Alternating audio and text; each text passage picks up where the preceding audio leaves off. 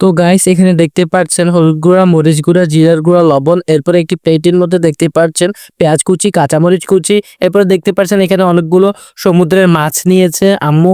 এখন এই মাছগুলোকে আম্মু এখানে হলুদ গুঁড়া, মরিচ গুঁড়া, জিরার গুঁড়া, লবণ এগুলো দিয়ে ভালো করে মাখিয়ে ম্যারিনেট করে নিবে। আপনারা দেখতেই থাকুন।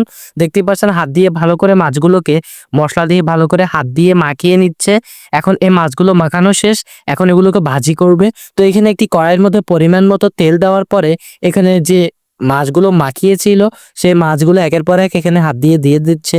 দেখতে পাচ্ছেন এখানে এক পিস দিয়ে দিয়েছে, আরেক পিসও দিয়ে দিয়েছে, এখন এখানে আরো একটা পিস দিয়ে দিয়েছে। টোটাল 3টা মাছ এখানে ভাজি করবে। দেখতে পাচ্ছেন 3টা মাছ এখানে প্রায় অনেকক্ষণ যাবত, প্রায় 5 থেকে 7 মিনিট যাবত ধরে ভেজেছিল। এখন এগুলোকে একটি প্লেটের মধ্যে ভাজা হয়ে যাওয়ার পরে নিয়ে নিচ্ছে।